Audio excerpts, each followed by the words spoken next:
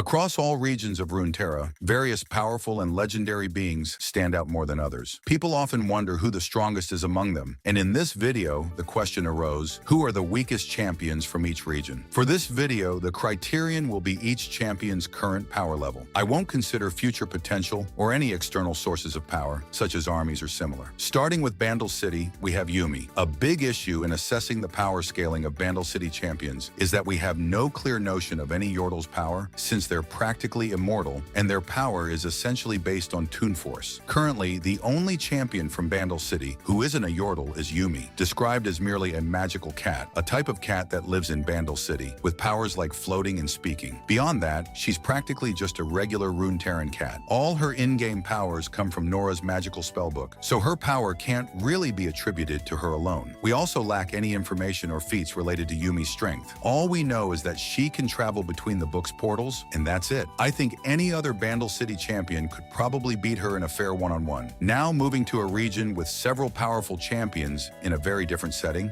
Bilgewater. The weakest champion in this region, unfortunately, is Twisted Fate. According to TF's lore, he's from a tribe of nomadic card masters, skilled in enchanted cards that allow him to create explosions, teleport, and sort of predict the future. However, most other champions in this region are much better prepared than TF in certain ways. For example, he's extremely physically weak, thin, and unable to throw a punch without hurting his hand. And even though he's constantly surrounded by water and sea creatures, he can't swim. Although he has great potential thanks to his deck and wit, his greatest assets, he still falls short compared to the other champions in the region. In a direct fight against any Bilgewater champion, he'd likely end up beaten up or fleeing, which means he'd lose by forfeit. As much as I like Twisted Fate, we must admit he'd get beaten up by most other champions. Going to the next one, we have Demacia. In Demacia, it's a bit complicated since there are many strong champions in this region, but I think the title of weakest champion ultimately goes to Quinn, simply because she's just a regular human with a special bird. Though Valor is said to be practically a legendary eagle due to how rare and unique his species is, that doesn't compare to the feats or challenges other Demacian characters have achieved. I was torn between two champions for this slot, Quinn and Vayne, but based on Vayne's experience fighting all sorts of monsters, I decided she would win in a head-to-head fight between the two. Unlike Quinn, she has far fewer scruples. Quinn is a noble ranger and all, but Vayne has a no-nonsense attitude. Besides the fact that Quinn hasn't done much lore-wise, her abilities are nothing more than a well-trained human with a bird. Now moving on to a region where most champions are quite powerful due to the hostile environment, we have Freljord. My pick for this region is Gragas. This is because Gragas is essentially just a regular drunk guy with a special brew in hand. I think many other characters from this region are stronger than him. For example, all the other characters that aren't gods or ancient, powerful beings like Ashe, Seguani, Tryndamere, and Olaf. Regardless, Gragas is a character who wouldn't hold up in a one-on-one fight against any human or Vastaya from Freljord's current champion list. Gragas also lacks enough feats for us to compare him to the other characters. Poor guy. He ends up as the weakest in Freljord right now. Moving on, we have Ionia, and purely by elimination, the weakest champion here is Akali. Why Akali? Simply because she's the closest thing to a regular human in this region. She's still a very skilled and powerful human, known as the Fist of Shadow, but her only assets are her ninja techniques and gadgets, like smoke bombs, kunai, and shurikens. Beyond that, she's just a regular human with skills. Even other humans in this region, who are more mundane, so to speak, have some advantage over Akali. Yasuo has his wind techniques, Lee Sin has the dragon spirit's power, Hui has his magic ink, Jin nearly killed Akali without much trouble in the Zed comics, and several other champions have far more skill than Akali. She has a significant disadvantage in Ionia, as she lacks the balance other champions from the region have. She literally left the Kinku order because she didn't care about balance and is far more impulsive. While most Ionia champions have a stronger sense of balance than she does, I know that there's no balance on my channel, as most people watching aren't subscribed. So consider subscribing to bring balance to the channel, liking the video, sharing, and joining as a member to give the channel a huge boost. The next region is Ixtal, and the weakest champion here so far is Milio. There's not much to say about him, but simply the fact that Milio is very young and his power isn't meant to harm but to heal says a lot. Although Although Milio has great potential as a future axiomata of Ixtal, since it's said that few Ixtalans can control fire, even Chiana, who's extremely skilled with elemental manipulation, can't fully control fire. Milio has discovered a new use for fire by using it in a unique way. So for now, he sits below all other characters from Ixtal. In this next region, choosing the weakest champion was quite easy, because all other characters are literally gods. In Targon, the weakest character is Aphelios, as he's just a regular human with physical abilities well above the average human, along with a strong connection to the spiritual world due to his twin sister, Elune. The thing is, every other champion from Targon is either celestial, like Soraka, even as a celestial healer, she's still a celestial, or embodies some extremely formidable aspect. So Aphelios is undoubtedly the weakest in Targon. Next, a region built entirely on strength, Noxus. Ironically, one of the weakest champions in this region is Draven, simply because he's just a guy who throws axes at people and runs. That's it. Draven is just a regular human, completely egocentric, and even a bit dumb. Let's be honest, Draven isn't the sharpest tool in the shed. The only other champion who might be weaker than Draven could be Talon, since he doesn't have any special abilities or weapons. He's just an exceptionally well-trained assassin. Literally an Assassin's Creed character in LoL. But I think Talon would beat Draven fairly easily, simply because Draven has to throw his axes and retrieve them, while Talon has numerous daggers and is extremely agile and stealthy.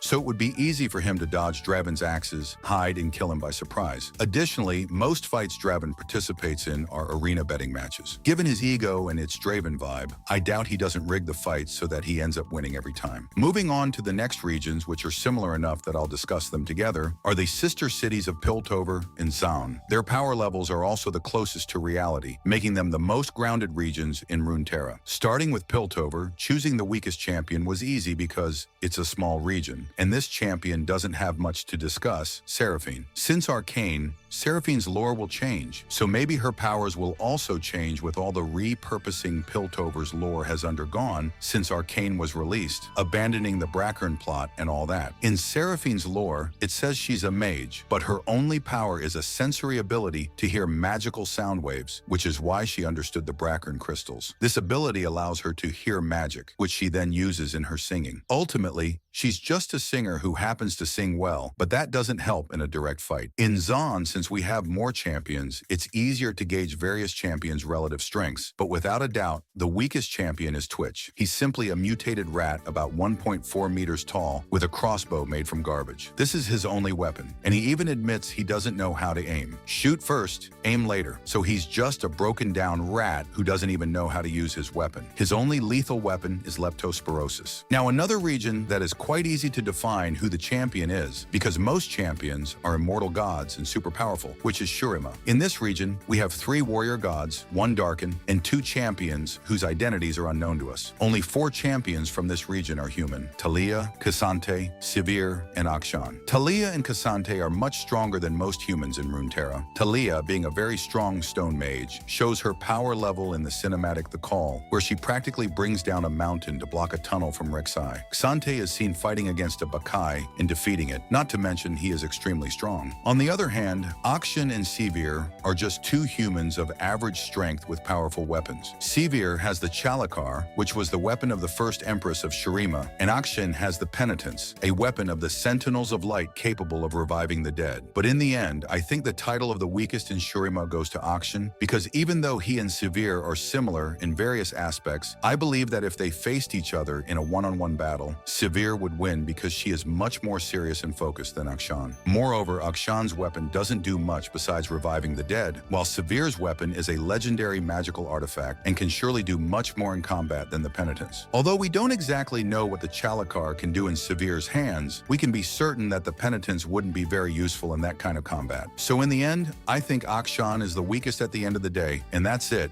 Let's move on to the next one. The next region is the Shadow Isles, and here we have a curious case because practically all the champions in this region are quite strong, and due to the basically lack of updates insights and information, I give the title of the weakest to Elise. Elise is said to be a servant of a god, the spider god Valamon, about whom we have no information other than the fact that he transformed Elise into what she is today, a hybrid creature between a spider and a human, capable of turning into a giant spider and creating various spider offspring. Aside from that, we don't have any information on Elise's power. We haven't heard anything from Villamon since Twisted Treeline was removed. There was a story about Elise where she was terrified by a creature from one of the LOR cards called Soulgorger, so her power is basically the closest to just being a buffed human who stays in the Shadow Isles, killing unsuspecting humans, and that's it. She doesn't have many feats or anything like that, and we don't know how much of Valamal's power she possesses or how relevant that is to her power. Moving on to the last region of the video, we have the Void, and the weakest champion from the Void is Kog'Maw. All we have about him is super vague and doesn't say anything about him specifically, but what is mentioned is simply irrelevant. To summarize, he is like a miniature Cho'Gath, and due to the pure lack of feats and basically anything, Kog'Maw stands as the weakest champion of the Void. There's not much more to say. That's it. I'm done. Here is the award for the weakest champion of the Void going to Kog'Maw. Thanks for watching, and see you next time.